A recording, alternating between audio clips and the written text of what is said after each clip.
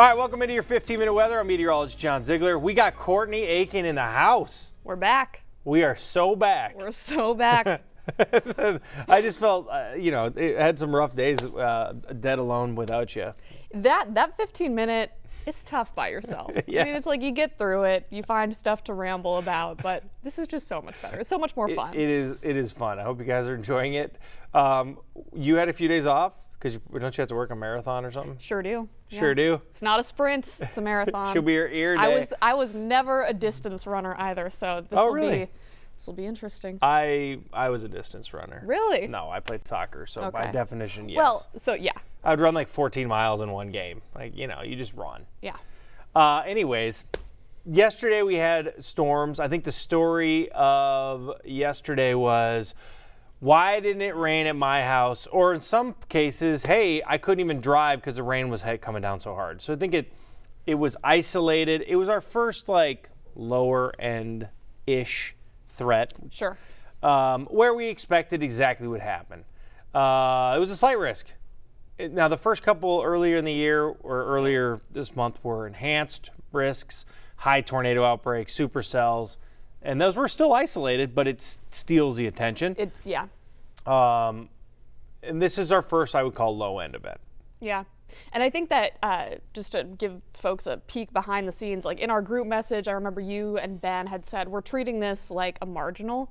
And I think that was spot on. Yeah. Because it did pan out for areas south. Rochester did get hit pretty hard. But here, I mean, I was on a walk last night, like a good hour and a half, and it was just lightly sprinkling, while you could see out in, like, if you look south, you could see like the towering cumulus. Right. So we got missed, and that's not a bad thing, right? It's not a bad thing. Did you really want it to storm that hard? No, I think right? like Monday, where it's going to be like, okay, not a storm threat. You get a chance for half-inch of rain. That's what That's what we want. We That's want beneficial. That. Yeah, more beneficial. I don't know. People are crazy, but it's hard to explain. It's hard to explain to somebody who's only in where they live. It becomes difficult to get you a thunderstorm, even though there might be 9 thunderstorms out there. To get hit by the apex of a supercell thunderstorm, it's not common. No. But even though you see them on YouTube or you see it you go to Facebook, you're like, look at all the hail everywhere. You're like, why don't I get it? It's because it only takes 5 people to actually get the hail. Right. That's why when a storm goes over a farm community with 20 people, it looks like a lot more people got hit, but those 20 people all shared it to online, and it looks like everybody got hit. Yeah, you're seeing the worst of it online, right. Even though that may have been one tiny little area. Right. We're gonna the most media outlets are gonna take the really crazy stuff and they're gonna blow it out so that everybody sees it. Like, I think a good example is the tornado that happened in somewhere in Oklahoma yesterday. A big wedge. I think the town started with an E. I mean, I saw that.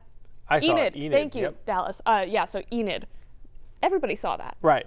And it was not even remotely close to us. But right, and even in that area, it wasn't the worst type of tornado day they've ever had.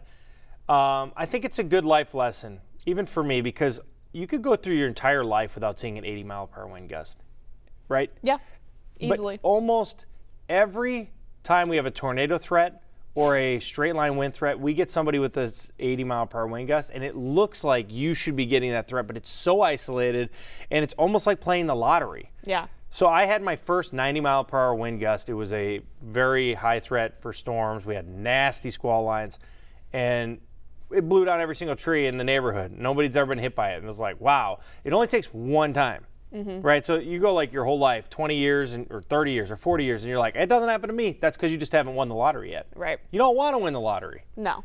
But you see what I'm saying? Yeah. And everyone has a different reasoning behind why, and I think it's good to actually just know that in reality it's just sheer dumb luck. Yeah. Kind of like, why haven't you won the Powerball? Because it's also luck. Right. It's almost like you're playing darts. You say you have like 5 people playing darts. The end of the round, there's going to be 5 darts on the board. You're not going to cover the whole board. You're going to cover 5 little spots. So like storms might be really bad in 5 different spots, not going to be bad the entire That's a good way to look at thing. it. You know? And then if you, we have some damage out there. Well, let's take a look at some tornadoes out there.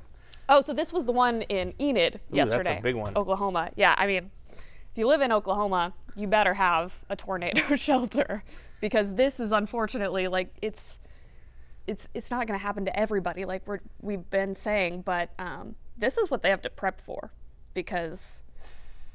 Was that an EF 4, 5, 4? Looks like. I mean, looking at the damage, 4, 5, I don't know. On the high side for sure. Definitely a 3, 4. Definitely a 4. 3 plus, I would say. It took out the walls. Yeah, maybe a 4. It's hard to know. 4 and 5s all look the same. Yeah. It's just complete devastation. But yeah, I mean, when you look at the picture, it looks like, wow, but obviously that was only a very small community. And unfortunately, they hit the lottery. Yeah. But I think when you look at it, and there's a science of our brain. The science of our brain is it's memories. It's not actual real. It's like when I was 6, we used to have more snow when I was 6. That's not real. That's just a memory. That's fake. That's fake science. It's the same thing that happens on a daily. Is we see videos across. We're like, wow, it doesn't happen to us, and then your brain tells you some fake illusion. Like, it doesn't happen to me because, it stays on that side of the river. Well, that's not real. That's just you haven't won the lottery yet, and you don't want to win this lottery. Right. That's all it is. So we'll jump into like some explainers here. I think it's good since these are our threat levels. So yesterday our threat level was slight. So this thing came in, and I most people online, well, maybe not most people, thought it was a bust. I would call this exactly what it was forecasted. I would say this is 100% accurate yesterday. We had scattered storms. And the reason I like this one is they were short-lived. I think there was more severe weather than a marginal probably for a slight. There was 10 to 15 severe thunderstorm warnings issued by the Twin Cities. I don't know the exact number, but there's a bunch. Oh, wow. Okay. Oh, yeah, there was a bunch. There's 10 to 15. So, okay, 10 to 15, but again, you throw those darts at the dartboard. You didn't get it. Somebody did. The difference between these are they're short-lived. So there was one coming in from St. James, from Mankato area into the Twin Cities, and it died, right? Because the atmosphere wasn't that conducive. Again, there was other things like the cloud cover came in the morning, and we had a little bit of rain that came in around noon, 1 o'clock. Yep. And that all adds up to actually weakening the atmosphere, and it keeps the severe weather short-lived. Now, on an enhanced and moderate risk, if we had issued a level 4 for yesterday, then it would have been a bust. Right? For sure. A level 1, you could probably get away with it, but because the winds on a level 1 are strong, 40 to 60, technically marginal is issued for non-severe thunderstorms, right? It's lower. If you look at it, it's 40 to 60. Well, a severe thunderstorm wind gust is 58. 58 plus, yeah. So really, the slight risk indicates the lowest level of severe weather, in my opinion. Obviously, the marginal could have severe weather, but it's not. It's going to be 1 or 2 severe storms, whereas as you go down the line there, level 2 is going to be, you get a handful of severe storms. Level 3, a lot of them. Level 4, OGs. Level 5, you just hope you never have that, quite frankly. Level 5, there's a Wikipedia page for every single high risk ever issued in the history of the SPC. So that should let you know how often those get issued. Very rare. Yeah. They do not issue those because if they ever bust, it's not good. So for us, level 4 is about as high as it goes. The only reason we'd ever get a 5 here is for a derecho.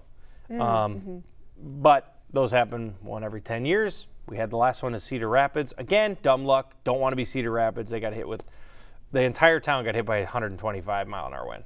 So that was bad. And that was worse than any EF3 tornado.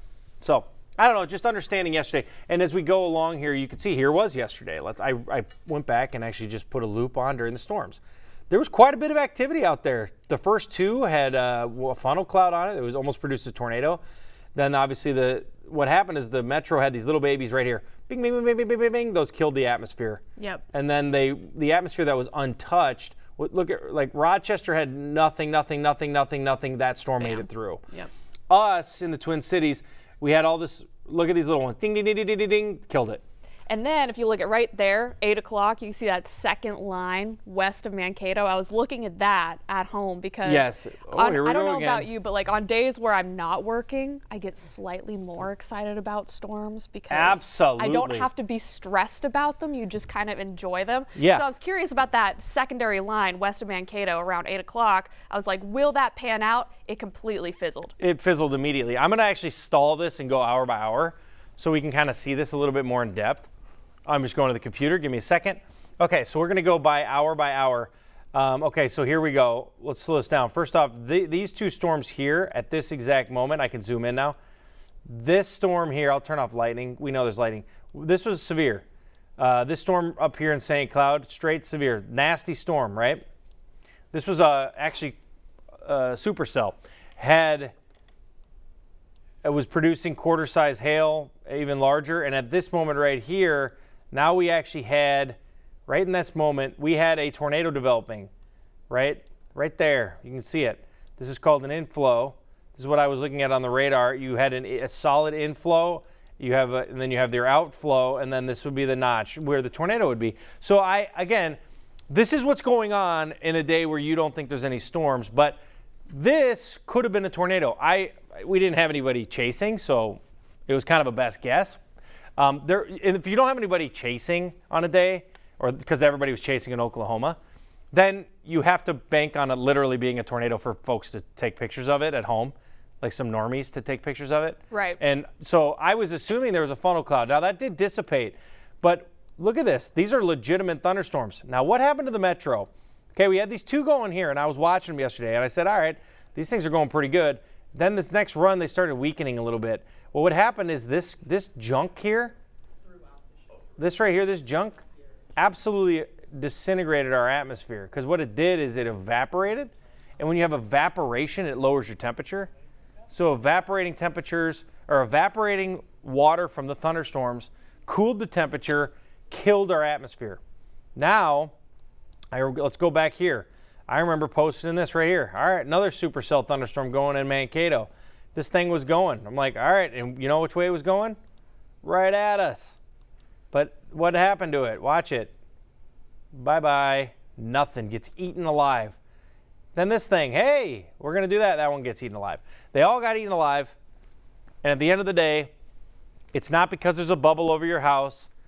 It's not because the cows are farting. It's because there's actual things that happen that in the atmosphere on any thunderstorm day that are what we call conditional in the weather world, and it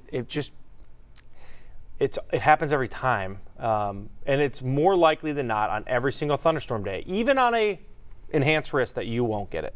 Yeah, and then when it comes in multiple rounds too, it's the atmosphere getting worked over. It's like it gets exhausted, and it's like, it's not going to storm now. It's like if you let your kid run around outside and then they go down for a nap, and they're probably not going to want to do it again. Like the atmosphere. I'm not going to say it works in the exact same way, but it is one way of looking at it. Yeah, so. I think it's good. Like I like the term "worked over," and I forgot what I was going to say. Keep talking. I was thinking something. I don't know. I'm sorry. I was thinking something. So, I mean, you got the storm reports. It's not it's widespread when it comes to where they were, but there's not a ton on here. Right. And I think part of that too is what you were just saying. We didn't have a ton of chasers in Minnesota, in Wisconsin yesterday because the biggest threat was down in Oklahoma. So if you know who Reed Timmer is, bet you anything, he was down there yesterday. But, we did have some reports of hail north of Hutchinson, north of Becker, down in Albert Lee. It looks like maybe that was hail as well. Rochester, some wind up in Hayward too. So, we did get storms, but this was kind of a miss for the Twin City just because the atmosphere at the end of the day wasn't as favorable. That's not a bad thing. No. And again, there's nothing special about you that keeps you safe from storms. There's nothing special about your area. We don't live in the Rockies. We don't live near an ocean. There's no weird rules that apply. There's no topographic, is that the right word? Topography in this. There's nothing significant enough lake-wise. Topographically? Yeah.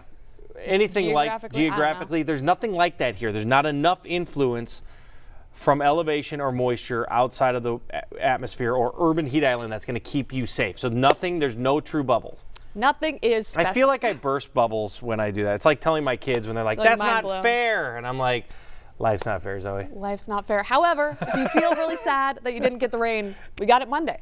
Yeah. Right? Sunday night, Monday, you can bank on that, and it'll probably come without storms. And if it doesn't rain, we'll call it a bust.